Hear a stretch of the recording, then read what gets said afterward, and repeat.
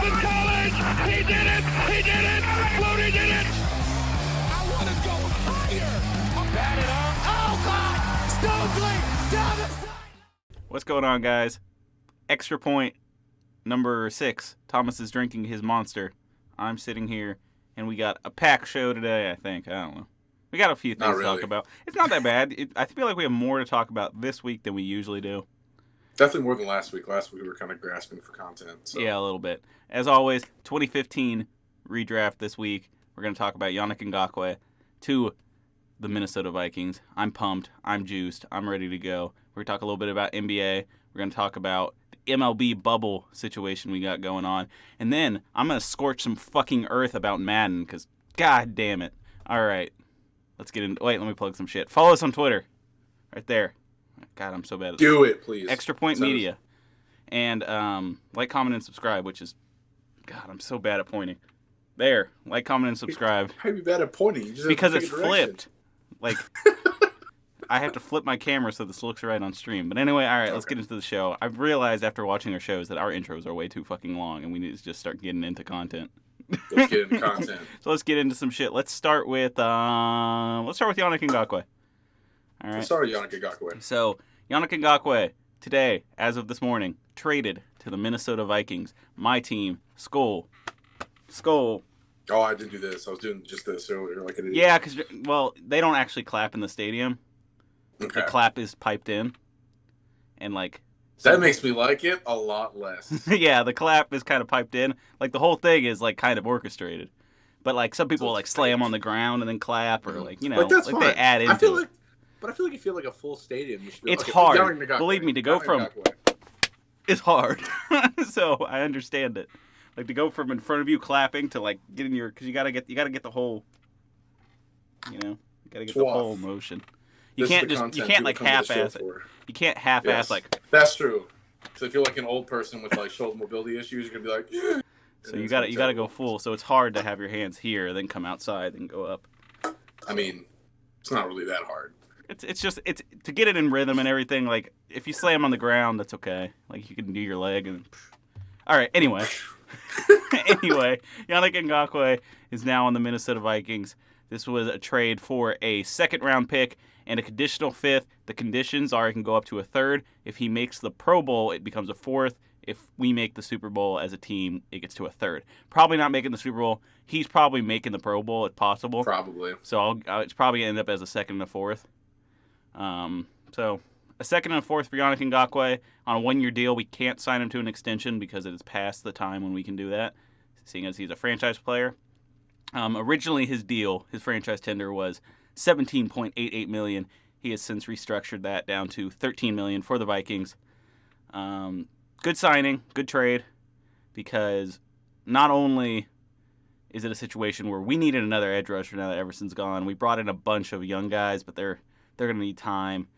And Fadi and Hedabo, or however you say his name, would have been fine, and we would have rolled with it. But I think adding a guy like Yannick, especially when you're missing other D linemen, and that's probably the most unproven part. I know our corners are unproven, but they showed more potential and a higher upside than our D line did at this point. So adding in a guy who's a veteran, who's been very good for the last few years for the Jaguars, I think it's a net positive. We're just gonna have to see what happens with the contracts and things like that. Yes. What do you want to add to this? It's a really good deal for y'all. I know you only have him on a 1 year, but the fact that he took less money just to get out of Jacksonville and you got away with it keeping your first-round pick, that's fantastic. It probably means you're not re-signing Dalvin Cook. Probably. You're not going to you're going to let Anthony Harris walk, which, I mean, both of those players are honest. They're good players, but they're replaceable. I'd rather keep, even though this is going to sound sacrilege, I'd rather keep Anthony Harris than Dalvin Cook. If we can find a way to keep Anthony Harris, I'd like to. But if it doesn't, I don't know if it's possible. With the contract Budda Baker just signed, I don't. Yeah, think so. It's tough, and especially now that because we're gonna have to restructure. I don't know exactly when Daniil Hunter's deal ends, but we're gonna have to find a way to work that because he's underpaid currently, and I'm sure he knows it. He hasn't practiced in the last 2 weeks. He hasn't practiced since the first day of training camp. And what Zimmer's been saying and what we've been saying as an organization is that he had a tweak and we're just letting him rest. There's no point of getting him hurt further, which could be the case, and that'd be fine. But if you want to look deeper into it and you want to try to speculate, there's an argument to be made that he has now realized he is making too little money for as good as he is, and he may want that deal reworked. And he probably will, because he's under contract until 2023. Yeah, so I expect him to want more money, and that's something we're gonna have to address. Lots of the rumors we put an offer on the table for Dalvin Cook, and we said we're not moving, and that was for a reason, because we need money to do other things on this team. One of those being if Danielle Hunter needs to rework his contract, which is likely. We have to be ready to do that, and so it's fair to say that whatever offer was on the table for Dalvin Cook is probably off the table at this point, because we're going to try to use that money on, well, we've already used some of that money on Yannick. We're probably going to come to Riley Reef. I think the odd man out in our training camp and whose deal's either going to get reworked for less money or he's going to get cut is Riley Reef. He's at a situation where he's okay, but like, honestly, we could replace him with someone else, and it wouldn't be that big of a step down for how much money he's getting. And so is there anybody on the team that would replace him now? We have Ezra Cleveland, who's not starting at any position. It wouldn't be ideal to start Ezra Cleveland, but he's not starting any position. There was thoughts he might play guard at some point, and that they quickly realized he was not going to play guard. He's not a guard, so he's playing tackle. At some point, he is going to be our left tackle, and whether that's sooner rather than later, we'll see what happens. But I think the first thing we're going to do is we're going to go up to Riley Reef. We're going to say, hey, either you take a pay cut or we cut you. It's one of the two options. And he might just want to be cut or he might not. And we'll see what happens with that situation. Really, most of our offensive line is interchangeable, where we can kind of move anyone anywhere except our right tackle, Brian O'Neill, who is our best offensive lineman. He will stay right tackle. Everywhere else can kind of be mixed and match. At this point, Dakota Dozier is starting at right guard. Pat Elflein at left guard, Garrett Bradbury center, Riley Reef at left tackle. I don't know what we were talking about Yannick Ngakoue, and I started getting into the roster of the Vikings, but I've been thinking a lot about it. So it's a good deal for y'all. You'll just have to. There'll be some players that have to walk, because both Yannick and Daniil are going to want to get paid, and you should pay both of those. So yeah, we're going to have to start. I think we need to keep Yannick. We need to keep Daniil Hunter. We need to keep Yannick. They're both under 26. So that's, keep young guys. Lots of our core guys are getting older. Harrison Smith is probably coming towards the end of when, I don't know how much money he's going to want, but when it's time to re-sign him, I don't know if we will, just because he's like 31, 32. And so you run the risk of keeping a guy that long, especially at the safety position. Anthony Harris, if it comes down to a situation between Anthony Harris and Harrison Smith, it's like the good thing to do is keep Harrison Smith in terms of like, he's a Vikings guy, and so is Anthony Harris. But if I had to choose between them at this point, I'd probably go Anthony Harris, just because the years of upside for Harris are better than the remaining years of Harrison Smith. But I think we're all in on this year, despite a lot of turnover in the offseason and losing a lot of the key guys. I think the signing of Yannick Ngakoue, like we're trying to get there, and I think our biggest downfall is going to be that interior defensive line. Gonna have to figure out what we're gonna do there with Michael Pierce opting out. It's gonna be Shamar Stephen and Armon Watts, something like that. Not ideal. Jaleel Johnson. Yeah, we're gonna figure out something there, and it's gonna probably be a rotation of guys. But we have our two starters on the outside, so that's decent. We have good duos on every level of the defense, which is good. We got Harris and Smith, we got Barr and Kendricks, and then we got Hunter and now Ngakoue. And so I'm happy with that. I think our defense is solid. We'll see how the corners do. That's going to be a big question mark. Cam Dantzler, Gladney, Hughes, and Hill. All four of those guys are going to be working in there in some way. Gladney is now back from, he's missed time because he had a repaired meniscus right after the draft. But we knew that before. Every team knew that. That was like apparent. Oh, goodbye, Thomas. We've lost you. We lost you to the void. I apologize. My setup's been compromised. Now everyone knows I'm a cheap fuck. Anyway, I don't remember what I was saying. Oh, yeah. I'm still just talking about the Vikings roster So and not about Ngakoue. But I guess bragging about all the depth your team has. You need to just kind of get the bigger picture with Ngakoue. I think this is a team that's really trying to win this year. Mm-hmm. I don't know if it's possible. The 49ers haven't lost much. They're still going to be the best team. I question how far we could have gone in the playoffs against any other team. We got to the second round, and then we had to play the 49ers. So how would we have fared against the Packers? How would we have fared against the Seahawks? Probably better. Yeah, so, I'm not... The team wasn't far off last year. I don't know if we've necessarily improved. I mean, the addition... Ngakoue is better than Griffin was last year. Griffin was sort of on his... He's not as good as he was 3 years ago. Ngakoue is in his prime. Ngakoue is young. And he's fiery. He's not as fiery as Everson, obviously, but he's aggressive. Not fiery as Everson Griffin. And he keeps going. Like, I was watching some highlights of him today because obviously whenever the Vikings get anyone, I need to watch incredible amounts of highlights to get myself pumped up. And Ngakoue is just one of those guys who's just super energetic. In our 2015 redraft, I have some guys who I like a lot because of just how much energy they have when rushing the passer. And, so I think that's a good signing for us. If it becomes a fourth, I'm still fine with that. If it becomes a third, I'm still fine with that because we won the Super Bowl. So still be that. So I don't care. It could be a third for all I care if we win the Super Bowl. But yeah, please try to re-sign him. If we don't re-sign him, it's not the end of the world. Still sucks, but it's not the end of the world because a second and a fourth, or even a second and a fifth, if we don't re-sign him. But I think we're gonna try. Dalvin's probably gone. Harris is probably gone. I think Barr probably sticks around because we just signed him, but maybe we try to restructure his deal. I don't know.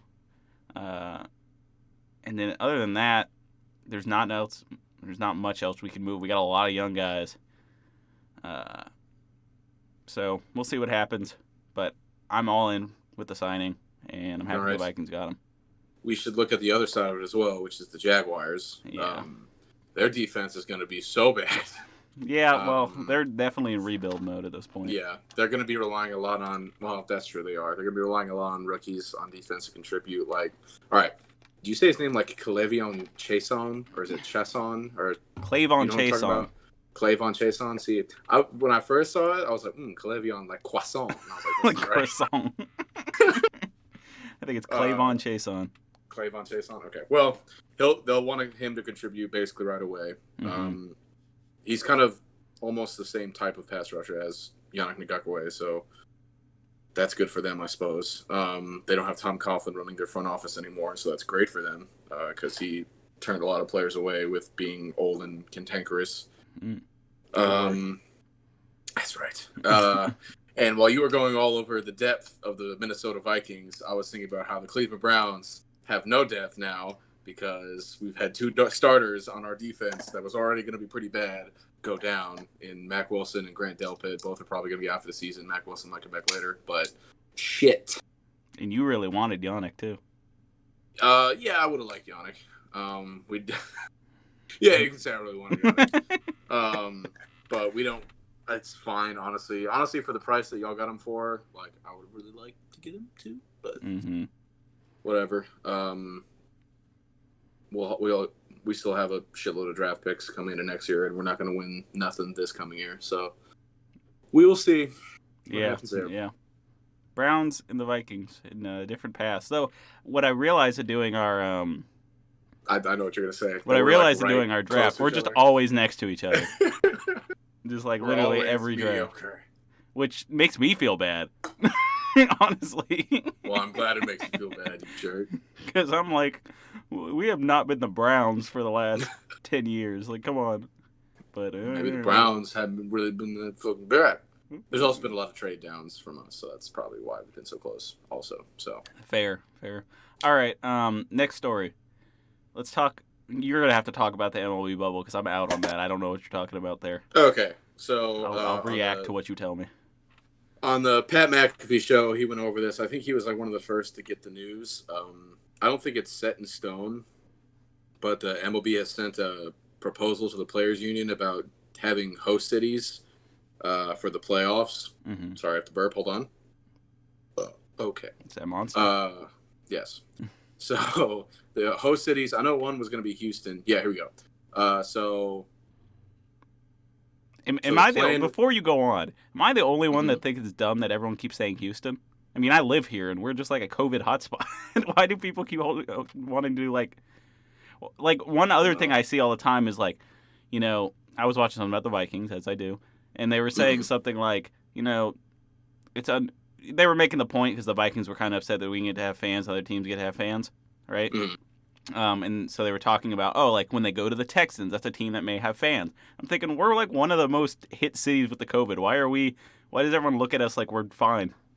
Probably because we have the lightest restrictions as a state Well, for that type of stuff. So that's part of probably it, why. maybe one causes the other. I don't know, but all right. I mean, it's probably just easier to do that type of business here.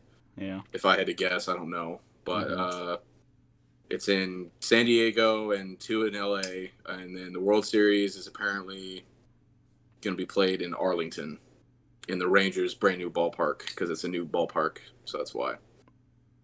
So bubble, they don't plan to have fans. No. How many teams make the playoffs in baseball? You know, that's a good question that I should definitely know the answer to, as I'm a host on a sports podcast. I didn't know the answer either. Shit. Hey, we don't have a baseball in our logo. That's true. We have a soccer ball for some reason, but Yeah, we talked zero. if we said anything about soccer, I like Zlatan. The fucking Champions League or whatever was like like the Super Bowl of soccer. We didn't say shit. Messi's not on Barcelona anymore. Well, they have to pay his transfer fee, which is like 700 million euros. So he's going to be on Barca probably. Oh, but we'll see. Okay. There you go. That's your soccer news for the day. Take that, soccer fans. Yeah, we're not ignoring you. Go Bayern. Okay, MLB bubble. It's hard for me to gauge this because I'm like, well, how many players are on a baseball team? I guess I've asked these questions exposing us. Then how many teams make the playoffs? Does it work the same way? I mean, how many? So there's like 13 players. I knew this. So it's 9 that start. Right. So your lineup is 9 in a game because they play. But you have to bring defense, people who aren't starting as well. You probably have like 12 to 15, if I had to guess. Okay. So that's not too far off from how many basketball players there is. Yeah, exactly. It'll be similar to the amount of staff that a basketball staff brings. Mm-hmm. Now, I don't. I'm about to talk shit about baseball, but there's really no point. Mm-hmm. I don't think baseball has the same viewership that basketball does at this point. They don't. But you need to play your playoffs. I don't quite understand why they need to switch to a bubble now if they haven't been.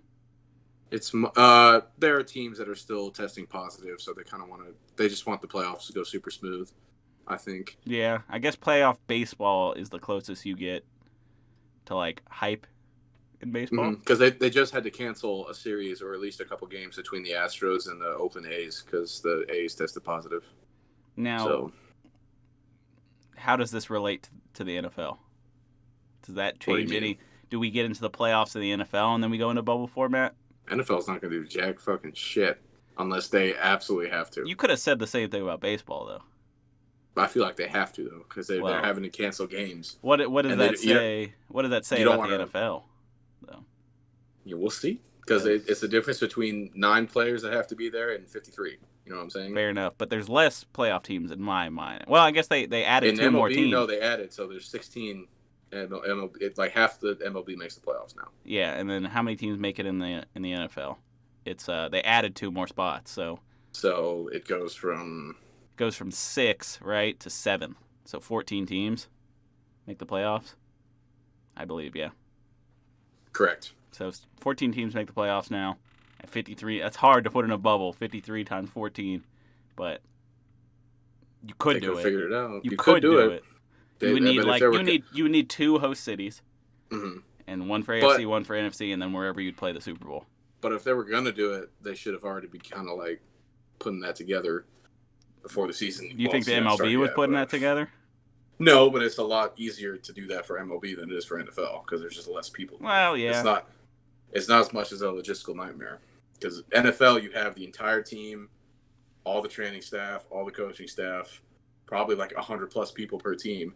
MLB, you have, say, 15 players, like maybe 8 coaches per team, and then the athletic training staff. That's all you got. Yeah. And if you're cheating, whatever people you bring along with you to cheat. So that. Okay. Well, that was our talk about the bubble, the MLB bubble. Yes. I want to save my Madden 21 review for last. So, what was the other thing? We were talking about NBA a little bit and what's been going on there. Obviously, we had the stoppage in the game that's happened for most major sports leagues due to the Jacob Blake shooting, and we saw a stoppage from Thursday, Friday, and most sports resumed by Saturday. Let's talk about that quickly. Obviously, the players are feeling at this point, especially in the NBA, if you've watched any NBA, you know how central the theme of the NBA has been, that voices go out and vote. Every person's back of their jersey has a message on it. Paul Millsap has the greatest, as it says, vote, and then his number is 4, and then Millsap at the bottom, so it says vote for Millsap. But right. That's why I laughed. I wasn't laughing at that. Yeah, not. Anyway, so the NBA has. We saw before the NBA bubble even started that players were concerned because this was immediately after everything that went down with George Floyd. And so then it was, okay, well, if we go do this, is this just distracting from what the real message is, what we're trying to do? Is this the best move for us? They all eventually, for the most part, there's players who decided not to play. For the most part, decided, okay, well, if we have a platform here, if we're constantly making the theme of our performances and all these pregame shows, there's constantly commercials and stuff in between that are PSAs about this stuff, about, Black Lives Matter and the voices of black people in America and stuff like that they've really got their message across. And so you felt good going into it. And then you go, what are we, a month into the NBA bubble at this point, that it happens again. You go, well, so everything we've done, how the players are now feeling is everything we've done up to this point didn't do anything. Nothing's changed. We've gone a month and nothing's changed. So was it the right decision? You had players, there was a story about Patrick Beverley getting in an altercation with, I think it was a player personnel person. Saying, I pay your paycheck. Players are upset. Players are upset because they feel like everything they've done and everything that was promised to them, really none of it matters at this point. People are upset that they're stuck in this bubble and they don't know how they can do anything from this bubble other than what they've been doing, which they now feel like doesn't work because it was only a month later that the exact same thing happened. And so now you've got players very disgruntled. They ultimately decided to come back and play. I think the emotions, I don't want to say it was forgotten, the George Floyd thing, but we had moved on to a point where, it wasn't, it felt like we were making real change and things were starting to trend in the right direction. And then immediately this happens and now it's all back to square one. And the players are again now have doubts in their head. And then the same goes for, in the NFL, I heard about, as I very tapped into the Vikings, Eric Kendricks is very vocal. Eric Kendricks is probably the most vocal Black Lives Matter supporter on our team. He's all about social justice. He's up there, and I think because Eric Kendricks not only is not talked about enough in terms of his play, but he's also just kind of one of the more ignored players. Just in, he doesn't have the same voice that some other stars in the league do. We think immediately of people who are like Malcolm Jenkins. We immediately, when we're thinking about social cause, we think Malcolm Jenkins. You don't think Eric Kendricks, but Eric Kendricks is like one of those guys who's constantly out. And a quote from him, not a quote, but what I'm hearing about him is that he's exhausted. He's like, I don't know what to do at this point. He's like, I've tried everything. We got this, $5 million grant from the Will family, it's the owners of the Vikings. And he's like, we have this money to allocate. We don't know what we're supposed to do with it. Like, we can't come up with something that'll actually make real change. And I think that's what a lot of players are struggling with right now.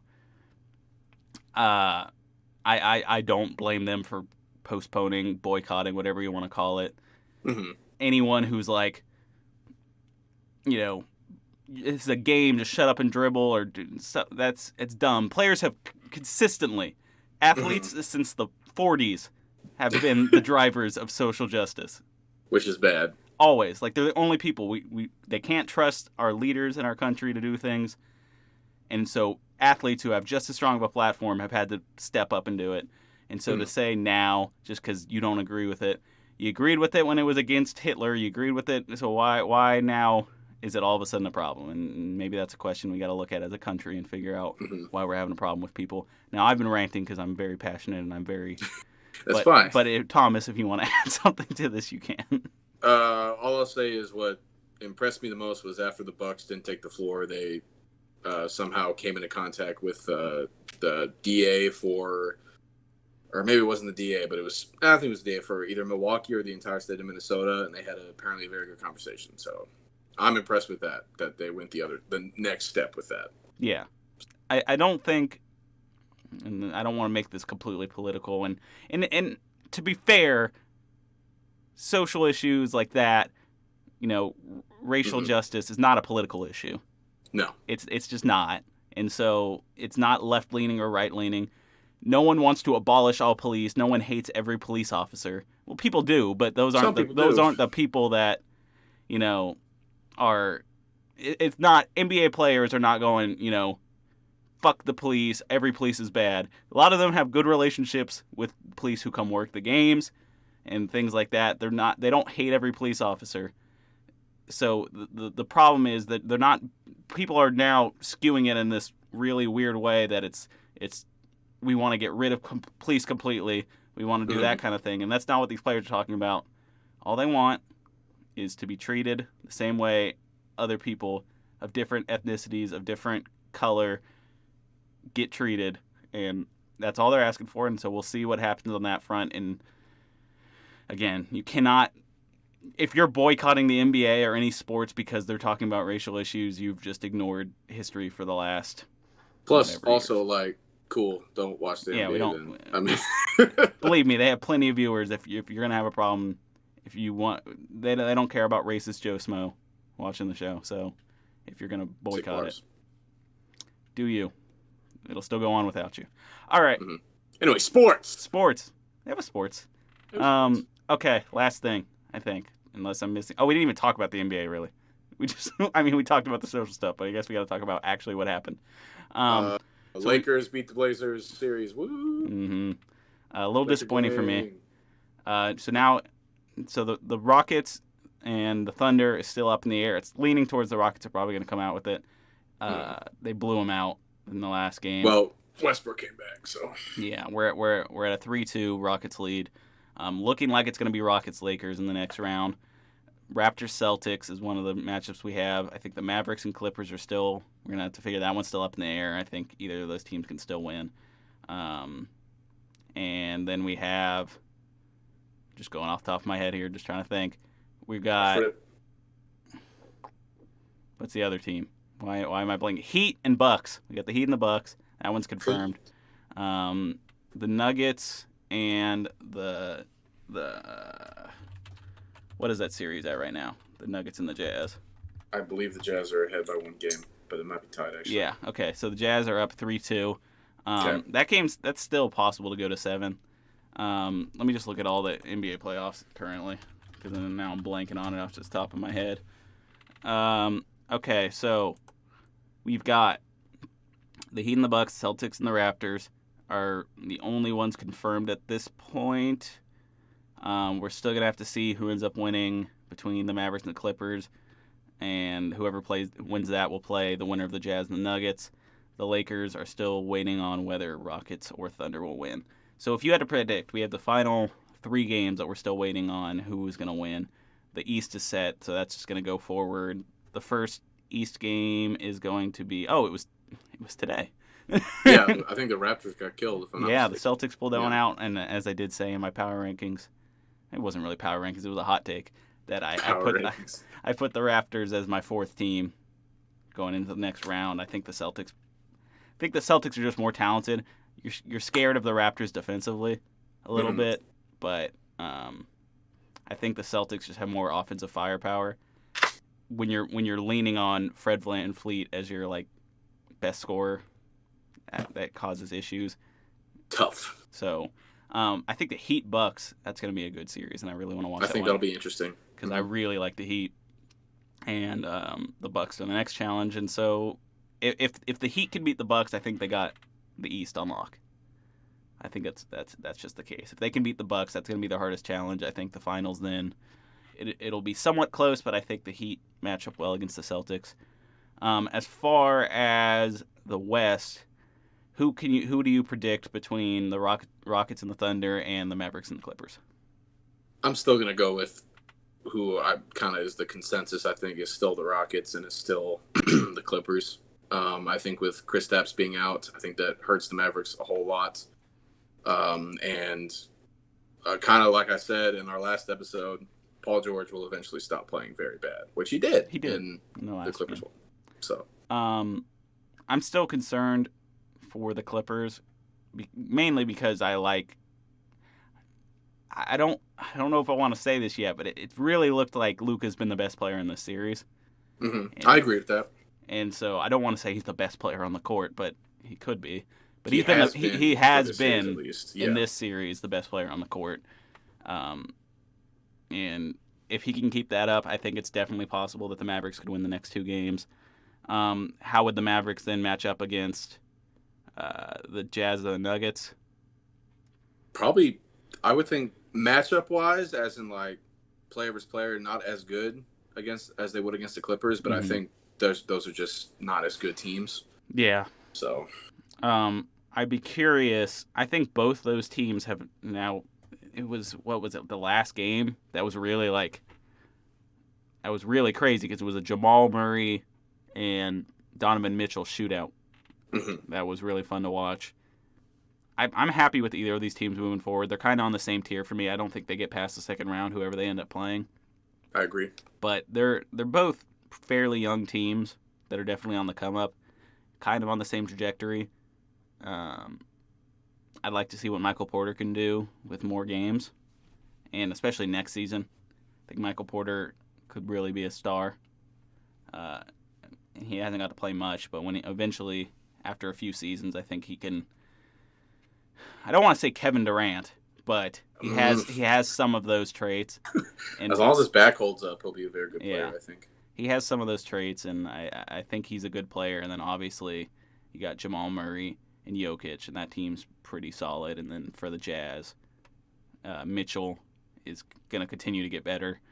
I think a big question going into this playoffs was, as if Mitchell is your number one guy, how far can you go? And I'd say you could probably go pretty far as more years develop and he gets better. You can probably lean on him a lot. Maybe need to get a few more guys around him, but overall, I think both these teams are heading in the right direction. I just don't see them getting very far in this playoffs.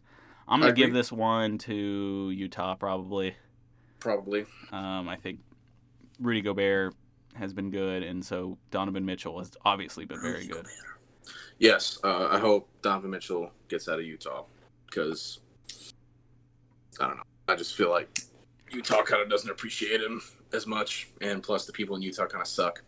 Oh. That go to the basketball games. So, if you're a Jazz fan that goes to Jazz games and you don't suck, I'm not talking about you. lost all our Jazz fan viewers.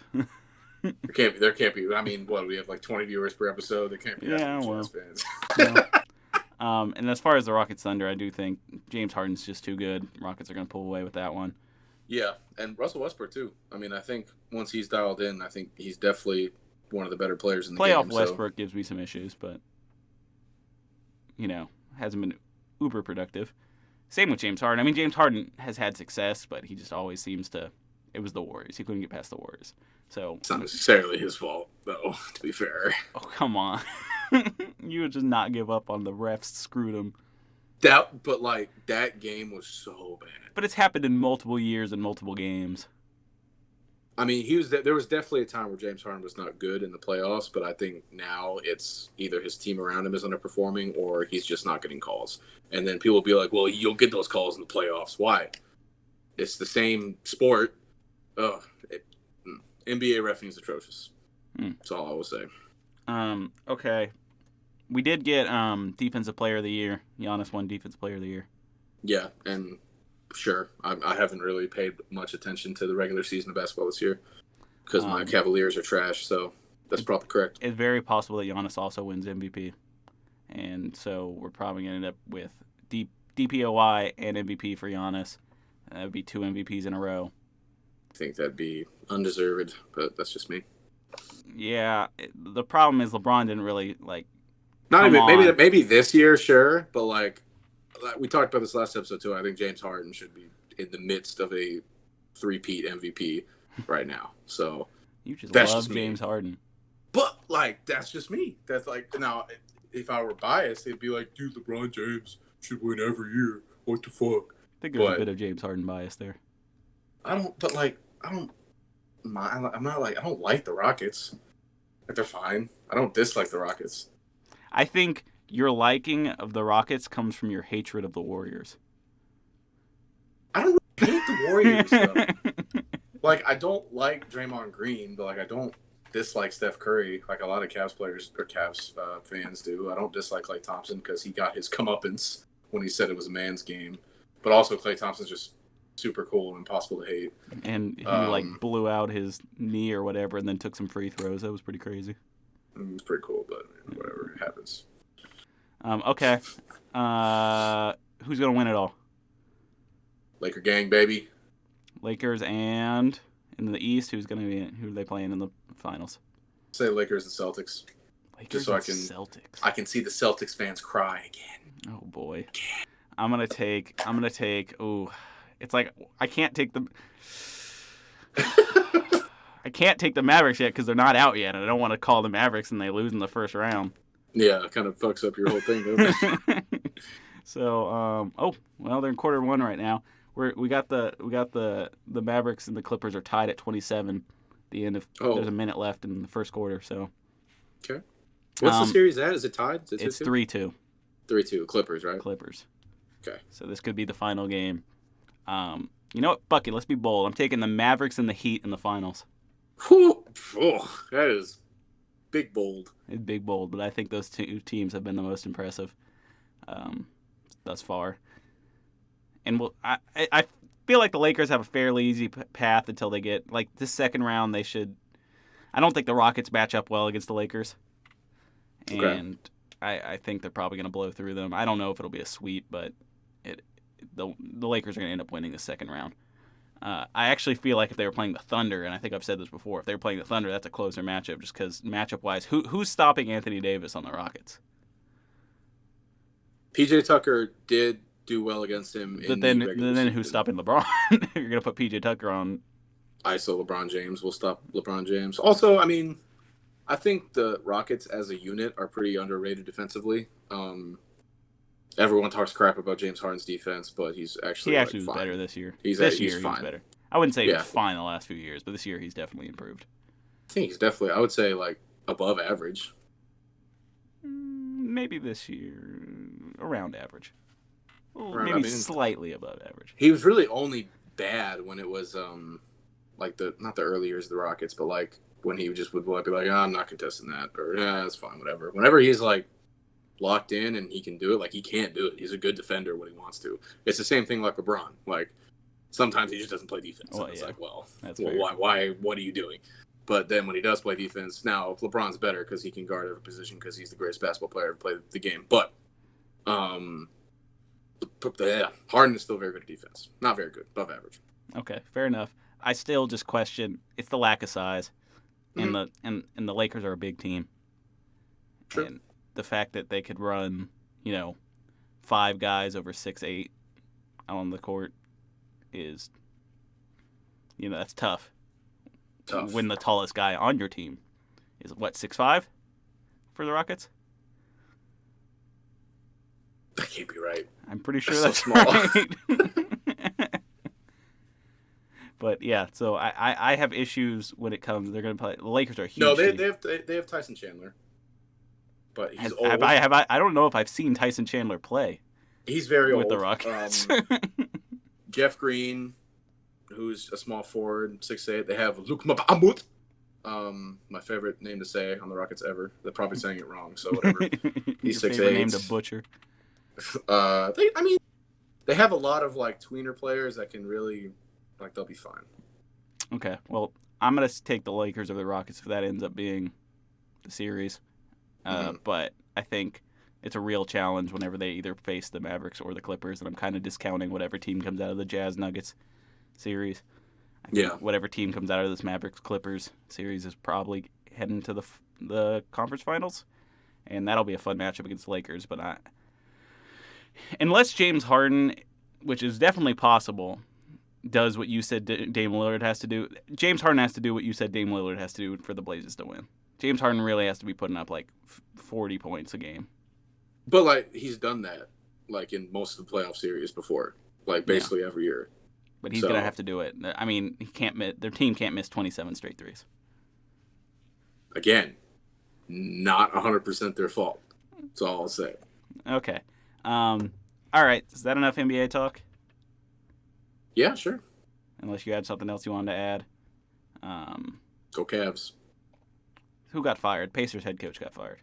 Which was, again, I know very little about basketball, but I thought he was good. Yeah, apparently his that offense team's kind was of a mess. bad.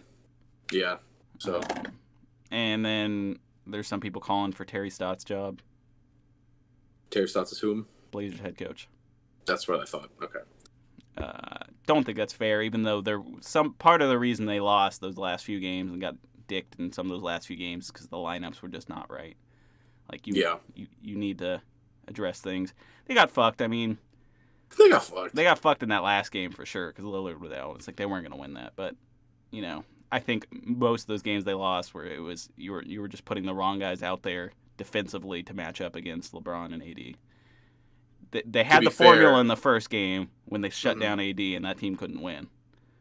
And then, to be fair, I mean, I feel like shutting down AD is almost more luck than anything. Like, he just has an off game, and it's like, well, yeah.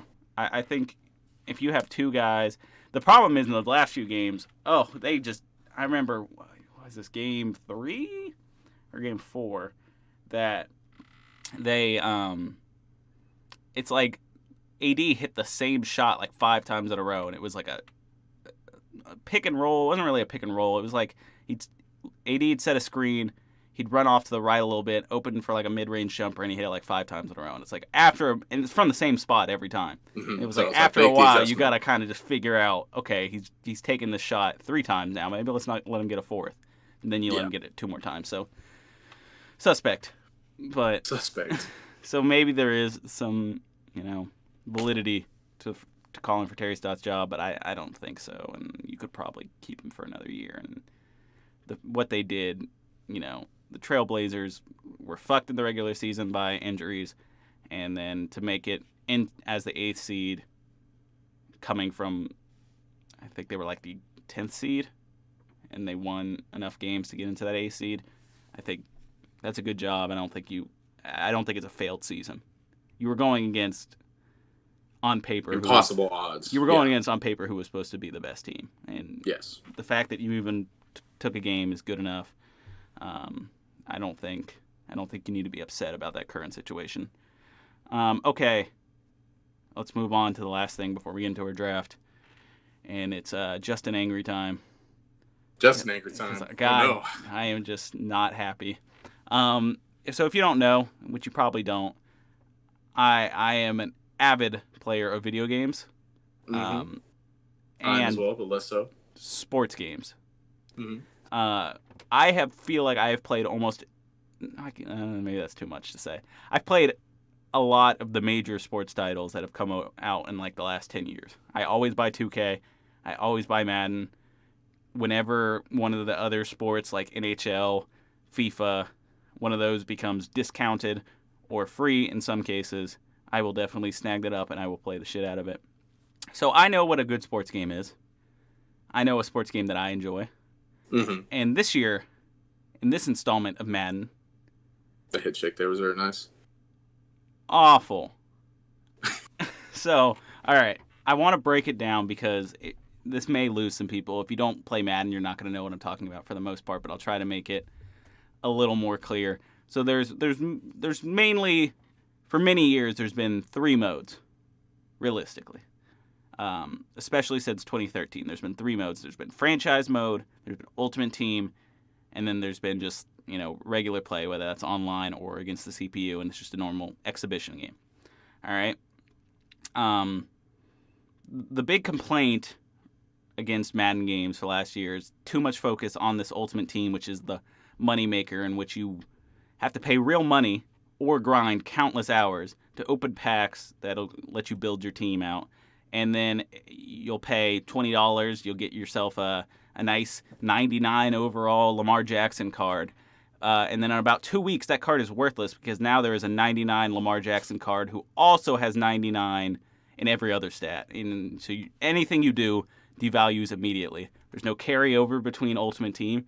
If you wasted all your money, you spent $100 to build this optimal team, the next year you're going to have to spend another $100 because that team doesn't carry over. So that's Ultimate Team. That's really all I need to say about Ultimate Team. It's always been a shit show. Sucks. It's been ruining the game for a entirely. long time. But let's talk more specifically, instead of just an overarching theme about the Madden franchise. Let's talk about Madden 21 individually. All right.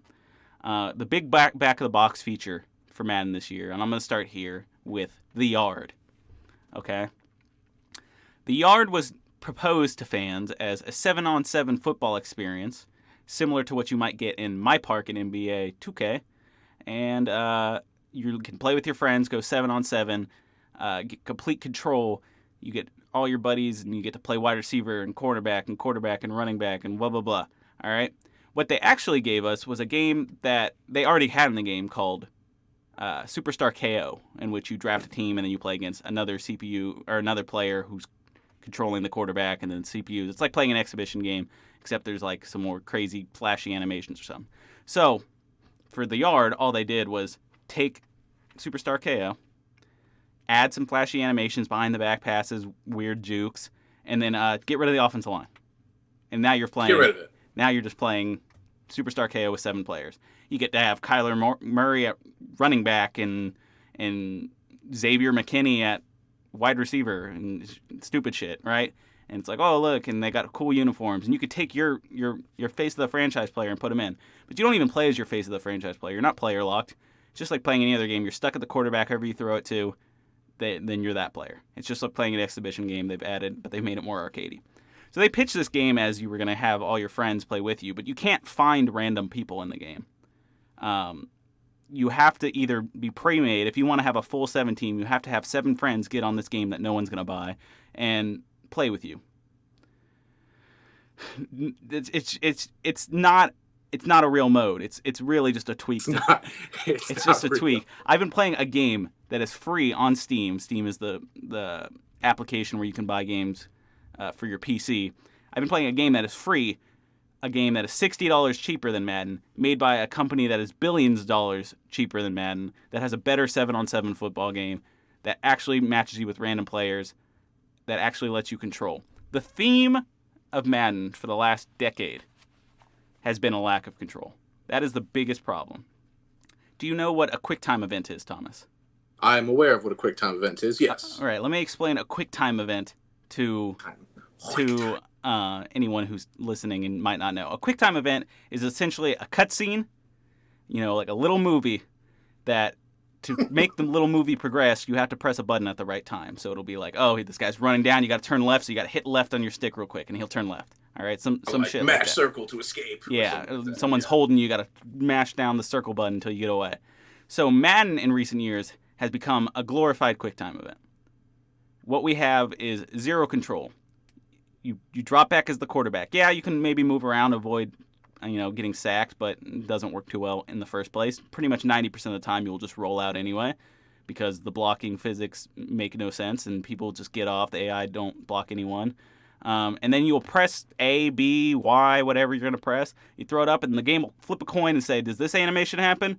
Does the catch animation happen? Or does the interception animation happen? Or does the drop animation happen?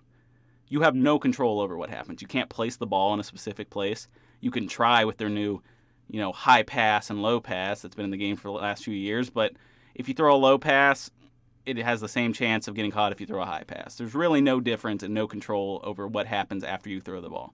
Same goes for running. Same goes for tackling. If someone tackles you at a weird angle, they're still going to get the animation of tackling you from whatever angle they tackled. There's really no control in this game. That's the biggest problem.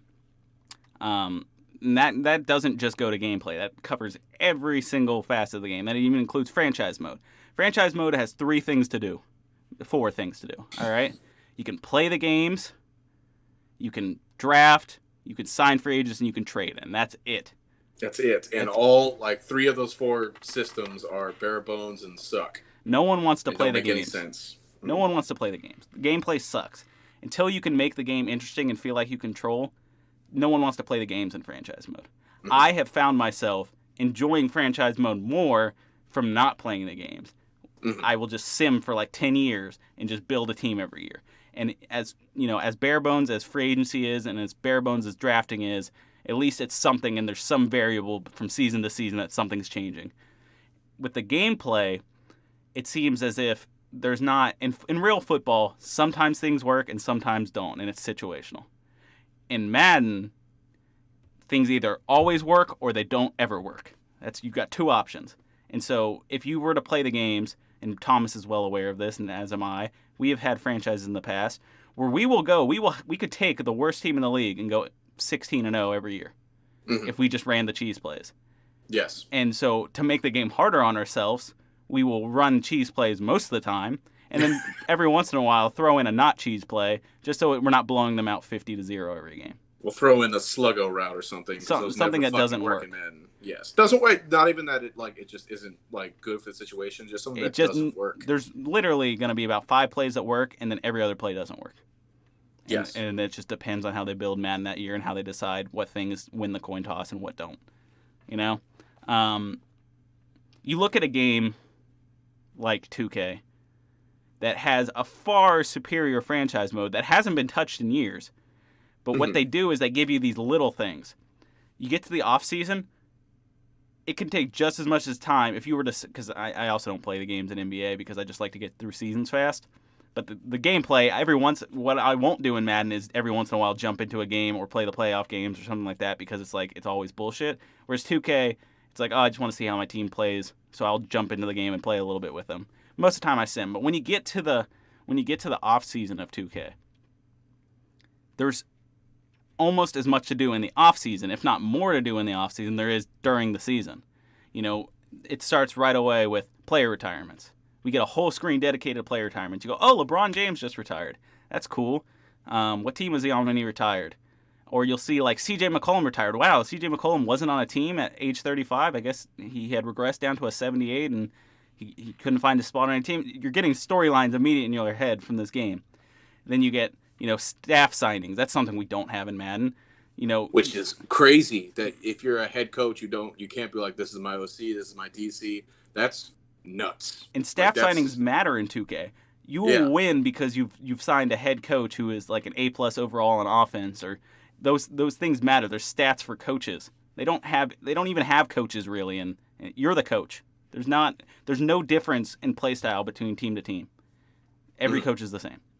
And you can say oh, there's different playbooks. It's they all pull from the same pool of 90 plays. There's no difference. The only difference is one slant will be called Panthers dig or Patriots slant. That's the only difference. And there's no actual difference between the play.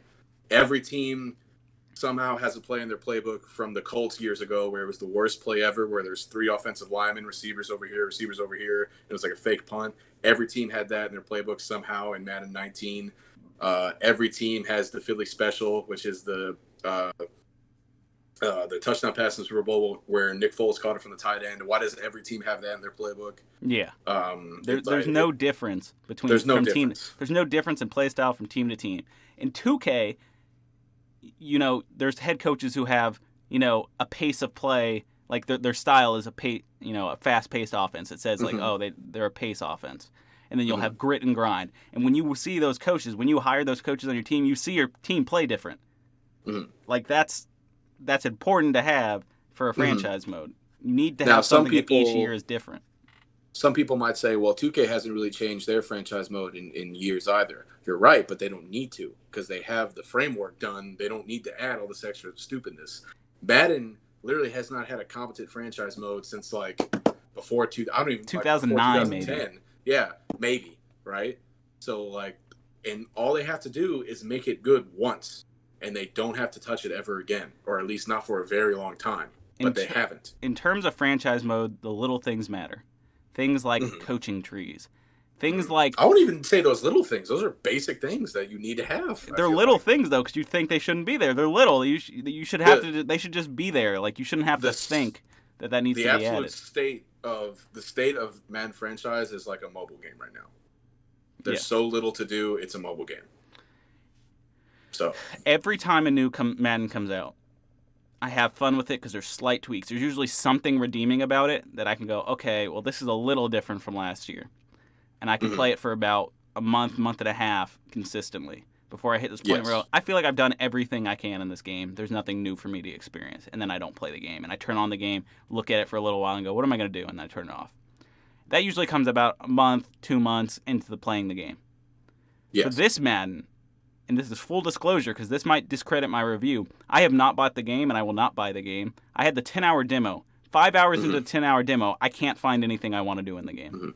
Well, it's also because it's the same shit.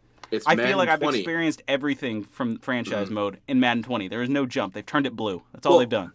The joke is literally before Madden 21 even came out, they were saying, here's what's going to be in Madden 22 franchise. And it's like, we don't care. Like, you've burnt all the goodwill, which you had none to begin with. But any possible goodwill you had is gone. I cannot recommend anyone to buy this game. I've seen reviewers who I feel are dishonest in saying, if you wanted to play this game for the yard, maybe you could purchase it. No, the yard is not what you think it is. There is nothing. Just go play Superstar KO on Madden 20. It's the same game. Or just don't play Madden. Madden's not good. Don't play Madden. It's not fun. There's games, right, that are not as good because they don't have the budget to be as smooth as Madden. Don't have that Madden polish, but they do the little things right, and it makes the game so much more enjoyable. I would say... Go ahead. Okay. I would say that the polish that Madden has is, like, it's not even really that polished anymore. Starting really from 19 onward, the games have all been super buggy at launch. They've all been ridiculous. The commentary's been whatever. There has the gleam of polish that used to be there isn't there anymore because it's just not there anymore. It might be the best looking football game on the market, but it still doesn't look good. I don't think Madden is a good looking game. I think all the character models look weird. It's impossible to make a white dude in the game without him making him look ugly as shit for some reason. I don't know where the work goes in Madden. I don't think they start working on it until like 4 months before release. My theory, which is probably wrong, is literally they have 5 supervisors and then it's like 40 people straight out of college that are like, all right, work on Madden for a year and then you'll get sent to another EA studio to work on Battlefield or something. Right. Like that's how I feel like the game is made because it's just, I don't see where the work goes. If they start a year, like say they start a month after the first Madden comes out, I don't see where the work goes. No idea. It's like they've built themselves on the hype of Madden. That every year we get Madden ratings adjusters, and we're gonna have a whole ESPN event. Which are always wrong. They're always wrong too. They didn't used to have that, and the games were more accurately depicting what was. They didn't have guys who had to go on the field. You could look at a game and be like, well, this guy's the best one. This is the second best one. You know, just talk to football people and figure out what they feel about the game. If you look at the older Maddens, it almost seems like, or if you look at the newer Maddens, it almost seems like nobody actually enjoys football playing that makes the game. They have one guy, his name's like Clint Oldenburg, who's like a former NFL offensive lineman, and it's like, what? Like, how is the game this, especially the O-line part of it, how is the O-line this bad? How is the blocking this dumb? How is this still this way after all this time?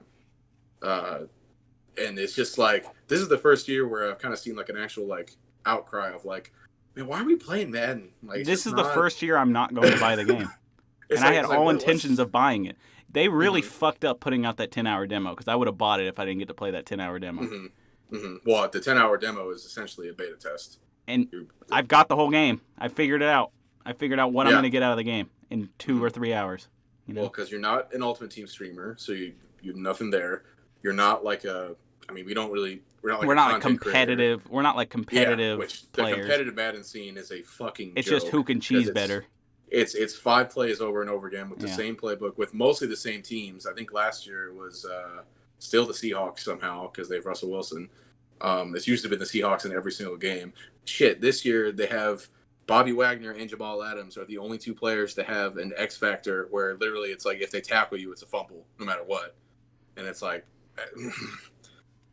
just Madden has gone so far away from like authentic football that I don't think it can even be considered anymore. How do they have an exclusive right to create simulation football when they don't? Because they still make money. They still make money, and it's all semantics.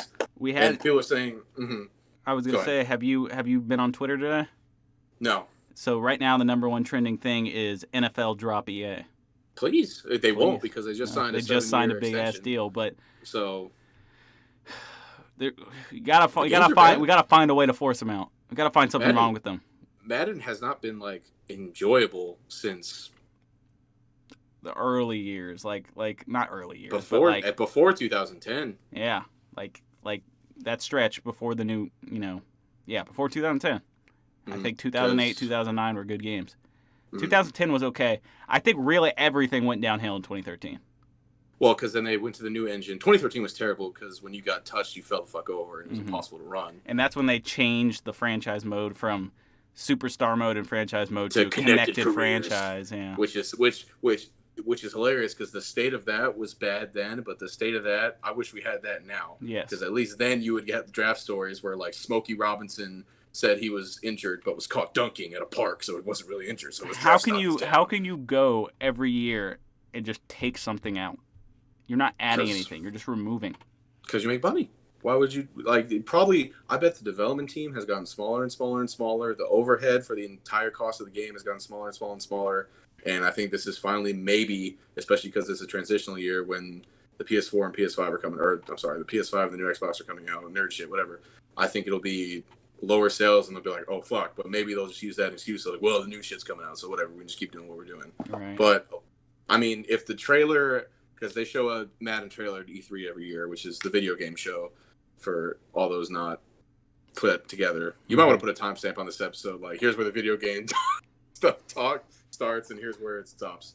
But, like, if all they do is show, like, look how realistic our grass is. Look at the jersey wrinkles. Like, it's like, then I don't care.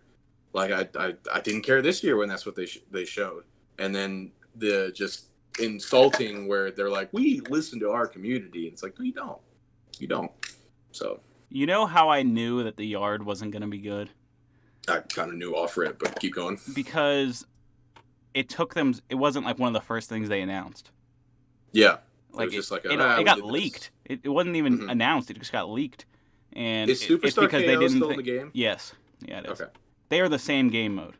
Yeah. Oh no, yeah. Just one does not have an offensive line. And it's just, and the other thing is like we wouldn't even like. It's not like that we dislike the game modes. It's just like, why are you doing this when all this other stuff needs so much work to even be halfway competent? I think like what the only pitch anyone ever has for this game, of all the reviews I've seen thus far, have been, if you really want to play the yard, that's the only reason to get this game. I don't even think that's accurate. Just the yard is not even what you think it is. You can get. Is it worth $60? Yeah. No, it is not worth $60. The game is not worth $10. It's an update to Madden 20. You know how they added Superstar? You know how they added Superstar KO in Madden 20? Yeah. They could have just as easily added the yard. There's nothing different. There's nothing else new. They're probably like, shit, we don't have anything new. Make up something new quick. It's like 4 weeks till release. Oh shit. The gameplay doesn't even feel new. At all. It's the same shit, and it'll be the same shit forever, because that's just how it goes. There will never be another good football game, like good football game ever. Go support indie football games. That's all I could say. Well, so let's name some. So Gridiron, like you said, now that's not really simulation football. It's not simulation football. If you want simulation football, Axis is good. Doug Flutie, Maximum Football. Now, Axis and Doug Flutie's Maximum Football are both janky as crap because they're low budget games. So don't go into it expecting like, oh, it's going to be like Madden. No. Yeah. It'll be janky. It probably is only for really diehard football fans. It's only for people who really hate Madden. Like me. So yes. I would recommend Gridiron, though. It is probably, weirdly enough, despite being robots and aliens and shit, playing football, 7-on-7 football, it probably captures the experience of playing football better than any football game I've played. just because I think I'm gonna make a video about this, so I won't go too deep into it here. But the fact that you have a team around you, there feels like there's team chemistry. There's players on your team who are worse than others because everyone's user controlled. There's no CPUs in the game. It feels like it plays like real football. You go, okay, this guy can't cover this guy. We're gonna have to double this guy because our corner over here sucks at playing the game. So we need to get a safety over the top of him every play. Mm-hmm. Shit like that makes it feel like you're strategizing, playing real football.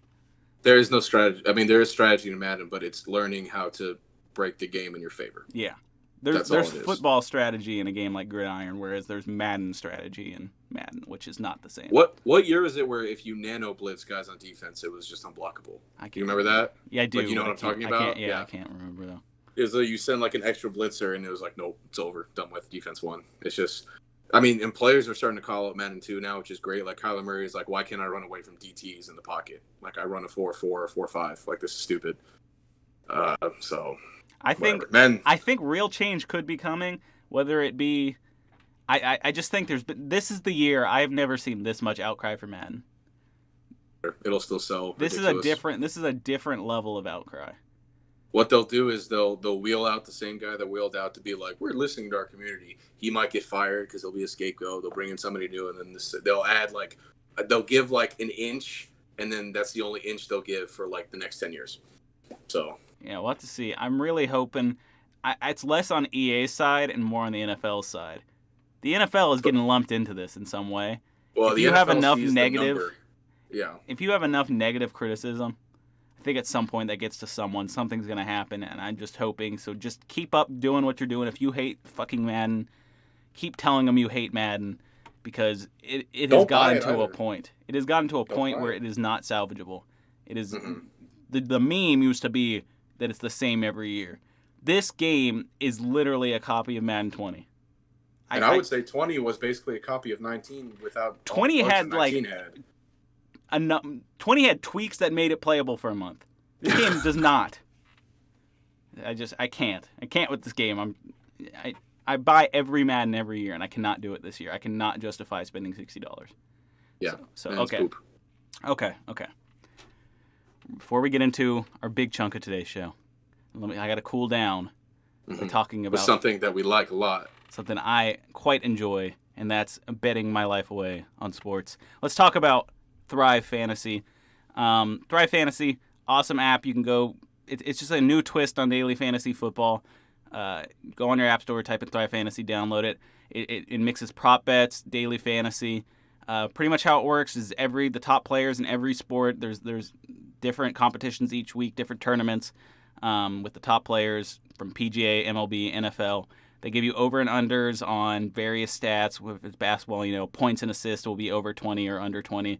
The less likely, the more riskier bets give you more points. The more points you get, the more likely you are to win. And that's essentially the format of it. It's a fun new way to play if you've always wanted to do like general sports gambling that isn't daily fantasy, because I know that's kind of all a lot of people can do at this point. If you want to mix those two things, if you want to really try, like, if you think you'd be better at guessing prop bets, stuff like, over and unders, then I think you should definitely check out Thrive Fantasy. Use code when you sign up. Use code XtraPoint. It's one word. It's spelled up there, and you can see how it's spelled. It's with an X. It's one word. Sign up. When you deposit $20 or more, you get $20 bonus cash, and it supports the show. So please do that if you can. All right. Let's move on. Money. Not really. Not really. Credit. Move on to our 2015 NFL Redraft. Thomas, do you have a coin ready? I do, and guess what? It is the correct year. It's 2015? What kind of coin is it? A quarter? 2015. It is a quarter, and it has it's a Louisiana State quarter. Oh, wow. Yes, there seems to be like a bird on the back. I don't know what kind, but kind of looks like a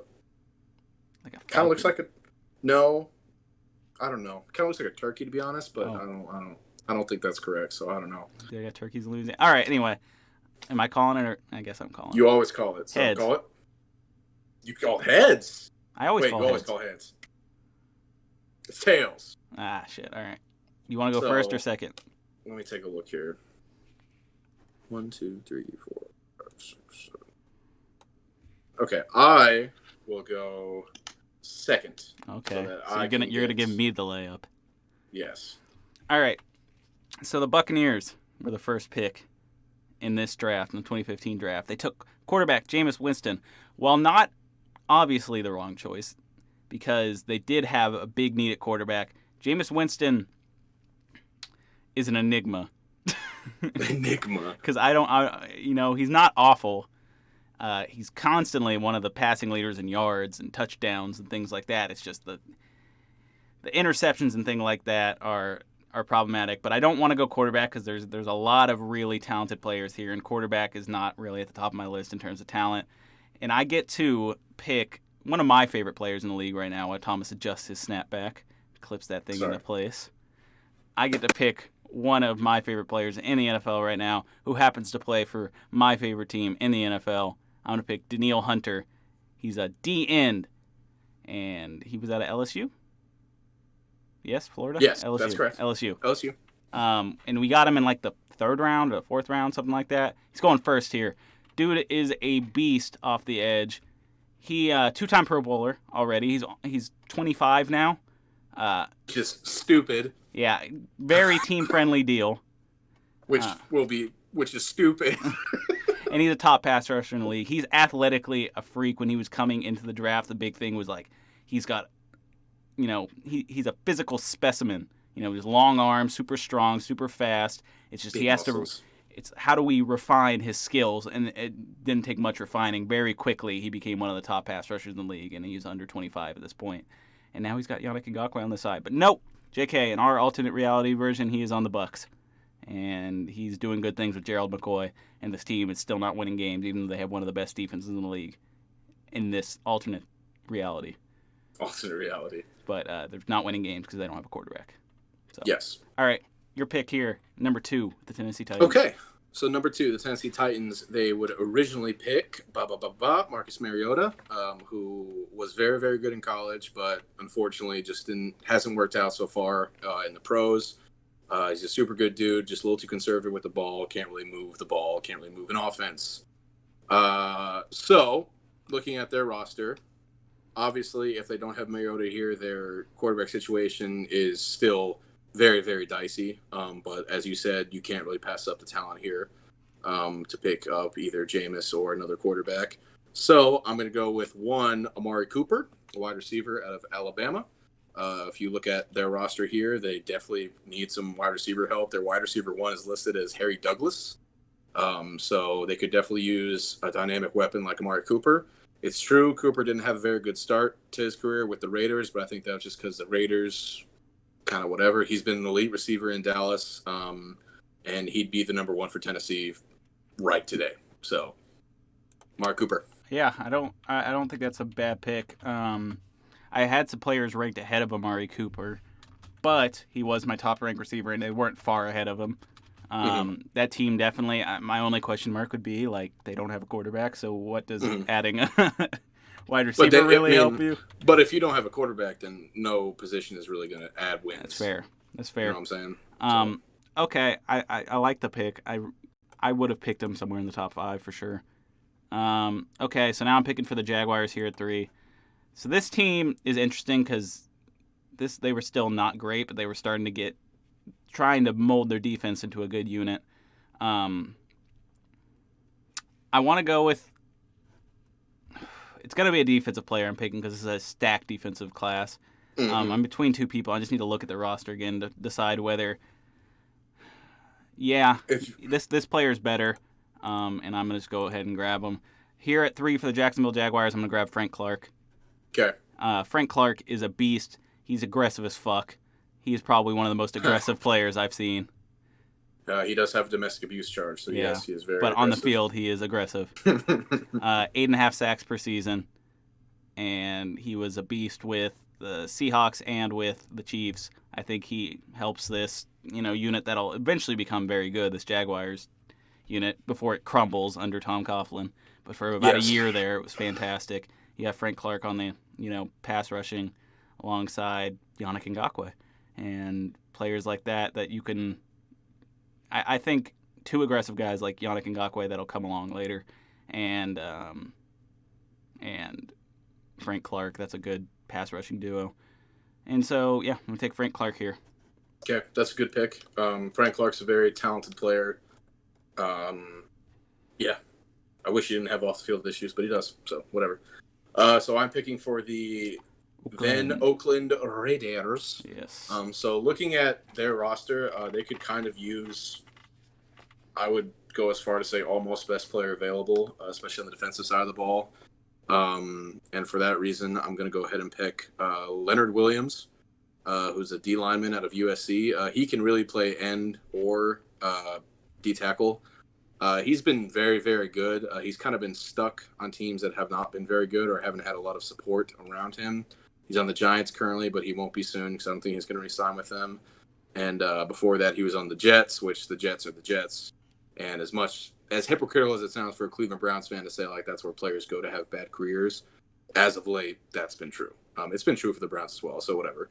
But really, Jets, Browns, and Lions, if you go there for recent years, you probably haven't had, or you've at least had misfortune, we'll say. Really like Leonard Williams.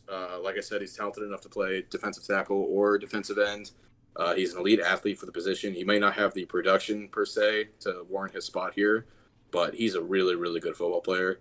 And, I mean, the Raiders at this point did have Dan Williams, who was still playing well at D-tackle, and they had Khalil Mack at this point, but I don't think you pass up on a talent like Leonard Williams here. So I think you do have Leonard Williams a bit high, just in my personal rating. I think there's some defensive guys here who could be more impactful. But it's a fair point that he's been on the Jets, and they're the Jets, so yeah, what can he be on another team? But yeah, there's probably a few guys who would have taken ahead. But yeah, this Raiders team really could have used anything, and I probably don't know if I would have gone a D lineman just because I had some other guys who I have ranked higher who aren't D linemen. But I think it's fair. I really don't have a problem with it. All right, I'm gonna pick for the Redskins here, who originally picked Brandon Scherf, who's a solid guard. They really didn't need quarterback at this time. They really didn't need wide receivers at this time. They didn't really need a left tackle. They had Trent Williams. They didn't really need one of their linebackers. They didn't need a right outside linebacker because they had Ryan Kerrigan. But anywhere else, they could probably use an upgrade. I mean, it could be safe to just pick Brandon Scherf again and not have to change that. But I have another player higher on my board. One spot ahead of Brandon Scherf. Okay. Who I think could slot in here and I think deserves to be a top 5 pick. And I know who you're saying. That's just Eric the way Kendricks. you're phrasing this. Yep. Eric Kendricks is really underrated, and the reason is he had a slow start to his career. He's always been kind of one of the leaders in tackles. I think why people are starting to recognize how good he is because people are finally watching how good he is in coverage. He is like one of the best inside linebackers in coverage I've ever seen. I would say it's him and Fred Warner are the best coverage linebackers in the league. He's so freaky on how fast he can. He just reads routes. He can keep up with wide receivers. He can definitely keep up with tight ends. And he's just consistently one of the best players on our defense, a leader,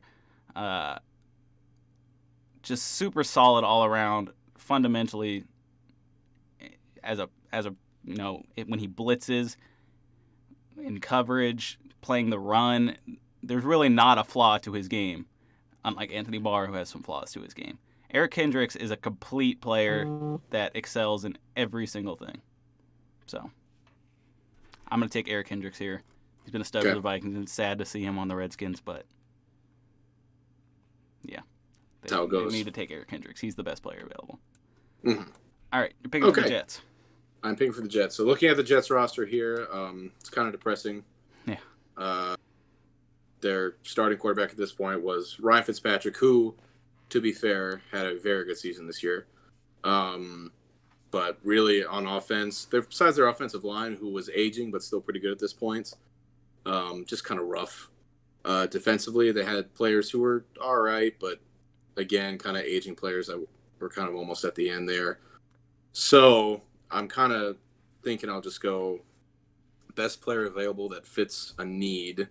And I think I'm going to go Grady Jarrett, who's a defensive lineman out of Clemson. He's super good. The Browns in this draft, by the way, this is like one of the worst Browns draft in recent history.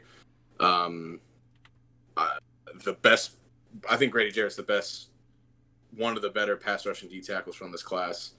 He's been super good for the Falcons, or is he on the Saints? Wait a minute. No, that's Shelby. Yeah. I'm right. So yeah, Grady Jarrett been super good for the Falcons. He'll plug and play immediately.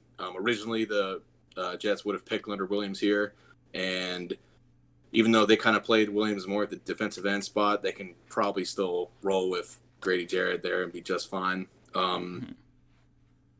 They did have a nose tackle at this point, and that's their defense. So, yes, Grady Jarrett would fit in perfectly on the edge opposite Muhammad Wilkerson. So that'd be just fine. I think that'd be an immediate upgrade, and I think that's one of the better players available that makes an immediate impact. So, Grady Jarrett. Grady Jarrett, a little lower on my list than you had him, but still one of my top 10. I love my linemen. That's why. One of my top 10 guys. Last 3 years, 16th, 6th, 3rd PFF grade as an interior defender. He ranks 3rd in the NFL amongst defensive tackles with tackles for loss. Fantastic run defender. Good pass rusher, 17 and a half sacks in his career, 30 hits, 9.4 pressure rate. I mean, he's overall just very solid. He's definitely the best D tackle in this class, in my opinion, but you had Leonard Williams a little higher. But I like Leonard Williams a little better, just from a talent standpoint. I think he's been I think he's underachieved. I don't think that's his fault, but I also really like Grady Jarrett. So, okay. So I'm picking here the Chicago Bears for probably the biggest bust in this draft, Kevin White. Sad. I hate calling injury players busts, but I guess they are. So this is probably the most disappointing pick of this entire class. So let me try to do them right here, even though they're the Chicago Bears, and I don't root for you. But so I could go ahead and grab another wide receiver here, but I think it might be a bit high. Let me see. This team had 2 decent tackles on offense, had a solid strong safety, and a solid right outside linebacker. So really, for most part, you can upgrade anywhere. The defense wasn't quite what it was last year and the year before or whatever. You know, we weren't quite there yet, and that team was still building, so you could really address anything on defense and probably get an upgrade here. Also could address something on the offense.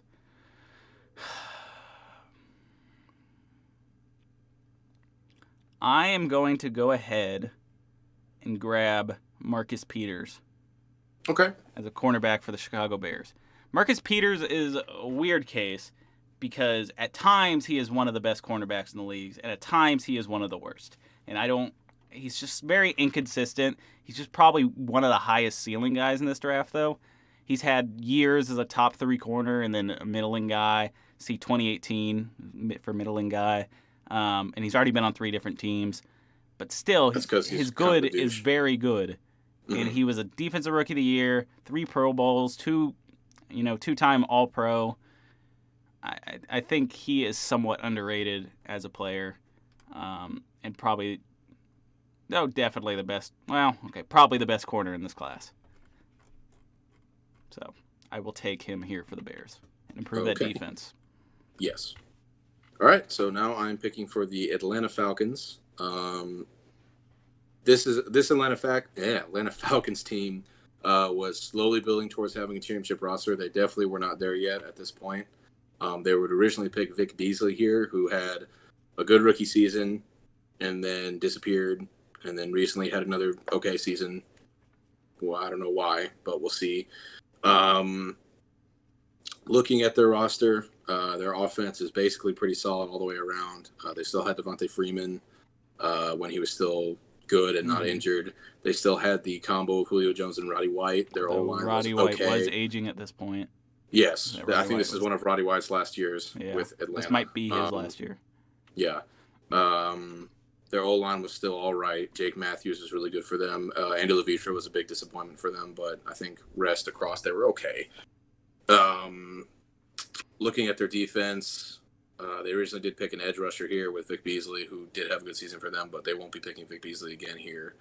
A lot of underperformers in the front seven, like Rashid Hageman, who really was not good for them at all. Apparently had some character issues while he was there.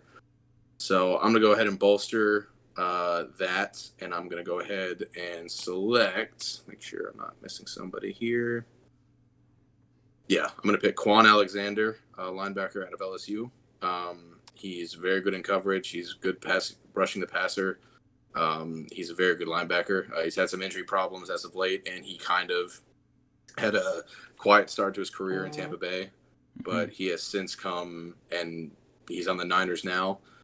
He had injury problems in the Niners, but he's been a very good player when he's played, and I think he'll be a mainstay of that Falcons defense. So yeah, Quan Alexander really showed potential when you were looking at that Bucs team when he first started. You're like, wow, Quan Alexander and Levante David could be dynamic, and it didn't quite work out that way. Yeah, he's on the 49ers now. We'll see what happens in the future because last year was kind of a wash with the injuries, but we will see what happens. I do like that pick. I have no problem with him there. No, so I don't mind that. All right, New York Giants, who originally picked probably the second biggest bust in this class, Eric Flowers. There is a case to be made that I should draft offensive line here, and there's a player available. There's a clear player available. I think it might be different than the player you're thinking, but I'm gonna because we tend to disagree on offensive line, I think. Maybe. But I'm gonna go ahead and grab Andreas Pete. Over Brandon Scherf? Well, that's a guard. They need a tackle. Pete plays guard now. Oh. That's why. But I mean, he did play tackle coming into the league. Yeah. So I was going for tackle here. There's if I was also thinking a better guard. tackle. What? There's also a better tackle. Is there? Yes. I know who you're talking about, but I don't know. I'm gonna go with Andrews Pete. Okay. Grab him here at tackle. Yeah, Brandon Scherf is clearly the best offensive lineman in this class. Mm-hmm. Part of me kind of forgot that he didn't get selected, but still, right. they didn't really need a guard more than Yeah. they needed tackle.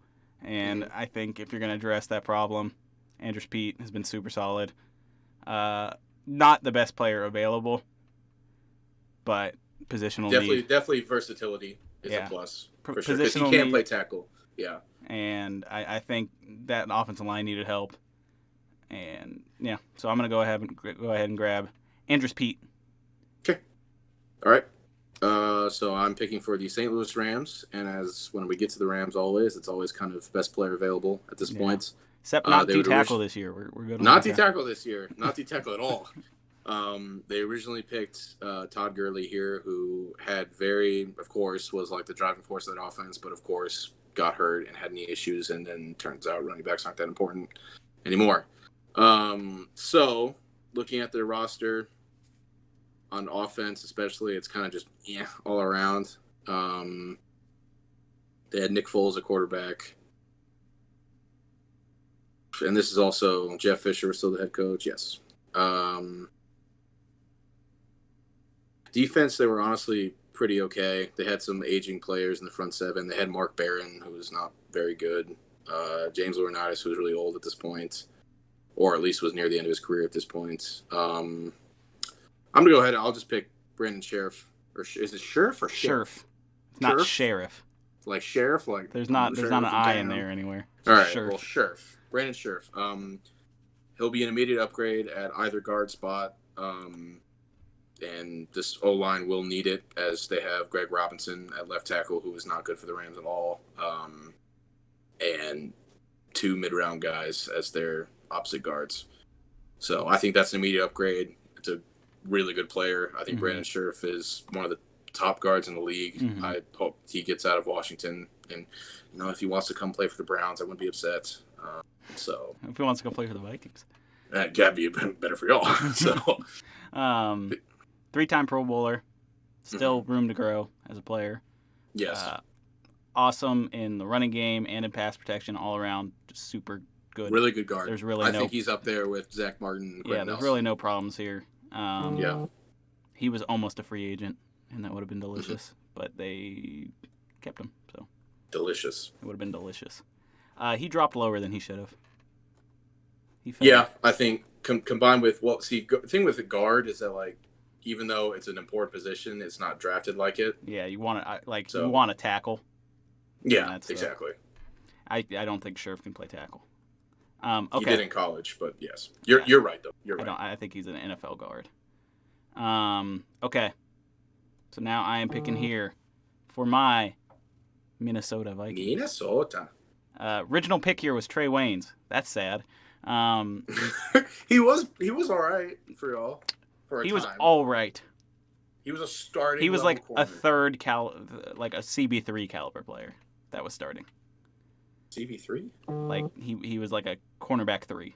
He's not I thought you said I thought you said like Chris Paul. Like that's why I was confused. He's a Chris Paul kind of player. No, he's a cornerback 3 kind of player. He was not. He should not have been one of our starting corners. But when you draft a guy that's high, that's what happens. There is another corner here who's actually very good that I could just replace straight up, but because I have all sorts of options here.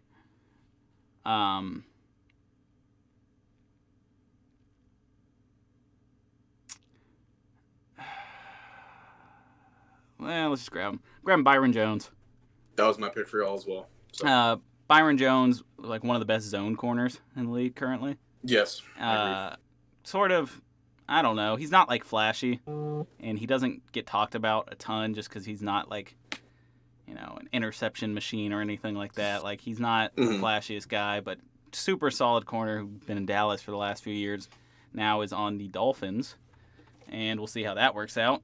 But yeah, Byron Jones is an upgrade over Trey Waynes and probably the best available at this point.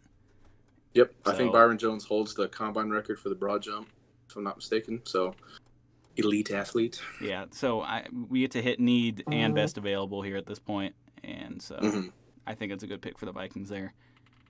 I would have really liked Byron Jones instead of Trey Waynes. That would have been okay. It hurts. But Zimmer likes his man coverage corners. Yes, he does. So, all right, you're picking here for your team now. We both got to pick for our teams. Yes, I did that on purpose because I actually want to announce this pick a lot. So here, originally the Browns would take Danny Shelton, who's a defensive tackle out of Washington, known for bear hugging the commissioner. He was actually good for us. He was not a bad player for us at all. He had injury problems, and once we fired, I believe this was Mike Pettin. Once we fired Mike Pettin. And got a new defense, we didn't want a nose tackle anymore, so it was just like, fuck. Or at least we didn't want like a true nose tackle, which is what Danny Shelton is. We didn't want just a space eater in the middle. So here, I'm still going to pick a defensive tackle, and his name will be Eddie Goldman out of Florida State University. Is he a true nose tackle? Yes, but he is so good that it doesn't matter. He's still very apt at rushing the passer. He's more agile than Danny Shelton was laterally, so he can take on double teams a little better. And he's just really good. He was a really big part and a really slept-on part of when the Bears defense under Vic Fangio as their coordinator was just like godlike. And I think he gets really underappreciated for it. I would love to have Eddie Goldman on our team right now. Would like that a lot. Did he opt out this year? Or am I making that up my brain? Yeah. Okay. One of their deep tackles opted out. Yes, I think it was Eddie Goldman. Yeah. Well, he's just super good. I don't want to say better as a run stopper because that makes it sound like I'm pigeonholing him, but he's just super good all around. He's an all-around defensive tackle. He hasn't made a Pro Bowl yet, which shows you how done the Pro Bowl is. Super good. He'll probably be on the Bears forever if they're smart. So. Yeah, there's a lot of D tackles in this class. They're almost lumped up together for me, and he's in that mix. I don't know if I'm going to draft the other guy that I probably would have picked over him, but plays for the 49ers, if that gives you I know what you're talking about. So believe me, I know what you're talking about. Don't even worry about it. That might have been my pick there, but I don't mind the Eddie Goldman pick. All right. For the Saints, this is where Andrews Pete was picked. We have some left tackles here who are solid. I mean, not left tackles. We have some tackles here who are solid. They didn't need left tackle this time. They obviously didn't need quarterback, running back, center, free safety. They had this was a solid team at this point. But, we've gone too far. This team hasn't had a weapon at wide receiver besides Michael Thomas, really. Mm-hmm. And I think it's about time we grab Stephon Diggs. Yep. Okay. I hate this. Because he's on the Saints. He made his play against the Saints. Can you imagine if it was the New Orleans Miracle? Like, ugh. Gross. But gross. The reason Stephon Diggs drops down a lot lower than Amari Cooper here is really production, and maybe you could kind of blame that on the fact that he's had to split with Adam Thielen, which both guys are kind of number ones in our offense. He's also just not been in a primarily passing offense that was. I mean, I know they threw about like 4,000 times a game when DeFilippo was the offensive coordinator, but it's still. I mean, it was still Kirk Cousins, so he's just not a volume passer. Anyway, 78 averages over his career, 78 catches per season, 976 yards, so not a 1,000-yard catcher on average, but now he is. He's going to get 1,000 every year at this point. And then 7 touchdowns, so one of the best route runners in the league currently. Hands are probably the biggest question for him. He struggles on stuff over the middle and stuff like that. I don't know if it's a fear of being hit or something like that, but he's not who you want running slant routes. Yeah. So he's not the most physical receiver for sure. You do want him going deep. He has decent body positioning. I think he's a speed burner who has good enough hands. He obviously does not have shit hands. Like, he is fine. He's not going to make crazy catches, but I think he does all the little stuff right you'd want out of a number one receiver, and I think he is a true number one receiver. And we got him in the 5th round. And yeah. For context, I was all about Stephon Diggs the whole time about this draft. I was like, Browns, just Stephon Diggs. We drafted a guy named Vince Mail, who never played for us, was cut literally in training camps. We were like, fuck, he sucks. And then he got picked up by another team on the practice squad, and they were like, you are so slow. You are playing tight end. Oh, you can't catch either. You're cut. And then he never played again. It sounds he played like every Browns wide receiver. This is like the worst draft. Like, if you look at every position that we picked, I would say Danny Shelton. I have to look at it, of course, but off my top of my head, Danny Shelton's the only good draft pick we had in this draft. And even Danny Shelton kind of underperformed for us. But, like, if you look at the positions that we picked at, like, 20 picks down, there's, like, somebody who's, like, an elite player or at least a super, super good player at that position that we could have picked. Like, Grady Jarrett. We could have picked Grady Jarrett, but we picked Xavier Cooper, who sucked and barely played. Nah. This was a good Vikings draft. I'm glad for you. I'm so happy for you. What was this? Danielle Hunter, Stephon Diggs, Anthony Harris. Anthony Harris was undrafted, but we signed him. But you picked him up, yeah. Yeah. But anyway, this is a good Vikings class. Eric Kendricks. Cameron Irving was there when Mitch Morse we could have picked. Nate Orchard, who was cut 3 years, never played for us. Stu Johnson was good, but didn't like you, Jackson. Oh, man, this is a rough class. All right, you're picking here for the Miami Dolphins at 14. All right, so at 14, Miami Dolphins here, they've kind of had a bad interior offensive line forever. They were kind of going on the up and up, and then the Richie Incognito stuff happened, and then they had to cut a lot of people and fire a lot of people. So with that being said, they're going to pick Ali Marpet here out of Hobart College, I think is how to pronounce it. It might be Hubbard. I don't know. But he's been very, very good for the Buccaneers. I think he's been a teens overrated because he always has like the 99 overall card in Madden, even though like he's good, but like he's in the top tier of guards, but he's like at the bottom of that tier. Like he's still super good, but like come on. Safe, easy pick. He's still a starter there today. So yeah, I think this class was loaded with offensive linemen. Yeah, and it devalued some of them for me because there's just so many. I agree. But yeah, not a bad pool there. Okay, San Diego Chargers, 15 is the final pick. There's a guy I'm gonna feel bad. He had not a bad career, but he's had a very slow career until last year, and I think the future's really bright because they put things around him that are gonna get him more play. But how bad do they need a pass rusher is the question. They originally selected Melvin Gordon. I'm not going to pick a running back. There's a couple pass rushers here. There's offensive linemen as well. I'm going to feel bad leaving anyone out at this point. There's a lot of... What are you between? How many players are you between right now? Because it's the last pick, so we can just go over who you're between. 4? 5? Jeez. All right. I'll just name who I'm between here. Okay. Bud Dupree. Okay. Eric Armstead. Okay. Trent Brown. Okay. And that's probably it. Maybe Anthony Harris, but safety. They already have a good free safety. I know who I would pick for sure, and I know who I would not pick for sure. Now, is it Steelers bias that you wouldn't pick this person? It's not Steelers bias, but it is that dude. I feel like Bud Dupree is very good.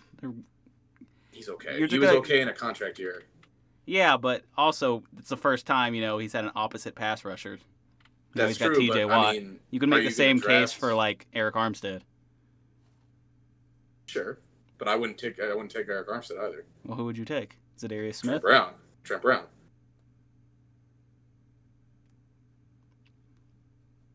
Yeah. But I love my linemen, so that's also me. I think Zadarius Smith is almost in the same case as Bud Dupree, but I do like Zadarius Smith more. One thing, Zadarius Smith always kicks my ass in Madden whenever I play it for some reason. Zadarius Smith isn't a good run stopper, though. No, he's not. Whereas Bud Dupree is a much better run stopper. But I think Bud Dupree is also a not as good pass rusher. That's and fair. Also, when he plays linebacker and he gets dropped into coverage, the pass is being completed because he's not good coverage. Well, yeah, but why are you dropping Bud Dupree into coverage? Because you're the Steelers and you still succeed in spite of yourself. I really want to put Bud Dupree here because I think he's going to, over the next few years, it's really going to, like... Okay, I mean, if you're saying he'll get better, then that's reasonable. I think,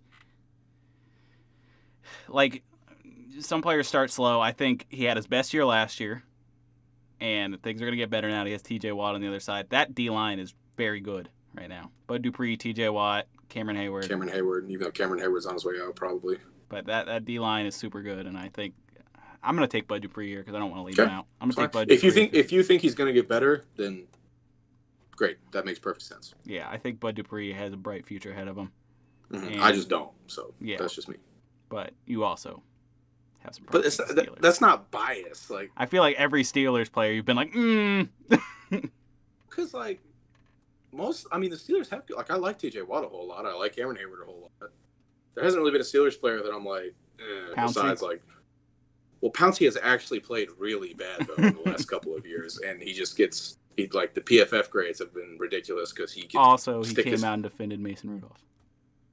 He came out to what? Defend Mason Rudolph. Well, I mean, you're going to defend Mason Rudolph. That's your quarterback. You're going to do that. It's fine. There might be something. That's not why. No, I mean, I will always be biased against Mason Rudolph, but he also sucks. Well, so yeah. I mean, I'm not going to make the case for Mason Rudolph here. I mean, Pouncey was really, really good for a stretch, but the last couple of years he's played really, really bad. So, okay. I think he retired. Whatever. Bud Dupree. His brother. Okay. My pick at 15 for the Chargers here. All right, so... Players we missed. Dante Fowler, who is still good, but he just doesn't make the cut here. Yeah. He's still good.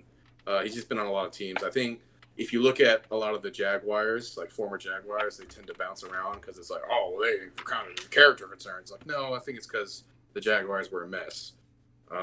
Todd Gurley, obviously, but running backs. We mentioned a few. Yeah, Arik Armstead, like you said. Zadarius Smith. Trent Darren Waller. Darren Waller's interesting, but I couldn't put a tight end of. You couldn't put it. I mean, you could put a tight end in 15, but also he had all of his problems come in the lead. I don't think that would have changed. Yeah. No matter where he went. Tyler Lockett, who I like a lot, and it hurt that I couldn't put him in the top 3 15. Great route runners. Mm-hmm. In this class, wide receiver, top 3 guys. Landon Collins, who used to be my son. Anthony Harris. Anthony Harris, yeah. DJ Humphries, who's the starting left tackle for the Cardinals, who I like a lot. I think he's very underrated. Preston Smith. Preston Smith's okay. Good run stopper. Actually, good all around. He's all right. Danny Shelton, I still think he's good. He's on the Lions now, so that's unfortunate, but I still think Danny Shelton's good. Leo Collins. He was undrafted, and that messed me up. I didn't think he was in this class. He would have been picked. In my opinion, he would have been. he would have been somewhere in this top 15 if I knew he was there. Yeah. I really like La'el Collins. The situation that he got into where he wasn't even involved in any way, and that's just unfortunate. But luckily it worked out because he got paid like a second rounder's contract from the Cowboys when he got picked up. So, and they lucked the fuck into that, which is stupid. But he's one of the better tackles in the league right now. Okay. Mm-hmm. Is that it? I think that's the quickest one of these drafts has gone. Yeah. We were kind of firing there, so which is good. I like that. It's good. Hour 45. Wow, that's like our sweet spot. I know. We're always because that felt longer. I think if we ever go 2 hours, that'll be surprising. I think it was our Madden talk. Our Madden talk went deep. Pushed us over the edge. When you shrug your shoulders like that, it looks like you have no neck. I won't, because I'm also like, so like if I just sit normally, this is what I look like. But like I'm like leaning over to look at stuff, so I'm like, Okay. Thanks guys for watching. We'll see you next week. Hope you guys enjoyed this. I think I'm gonna make a video. Now don't hold me to this, but I might make a video next week about Gridiron, just to point out how fucking bad Madden is. Because I want to talk about that game. We didn't even talk about the cancer girl in Madden 20. I'm surprised it didn't come up. Yeah. Because that's just bad. If you know what we're talking about, you know what we're talking about. Yeah. So. Well, they had it in this one too. They had a heart condition quarterback.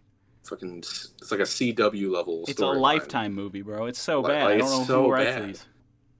Some intern. Yeah. And they're like, oh, it's so good. It's so heartwarming. Some creative writing major from the local college. From the local community college. Anyway, yes. Follow us on Twitter. Go to Thrive Fantasy. Support the show. Support the show by commenting, subscribing, liking on whatever platform you listen to. And we will see you next week. Bye-bye.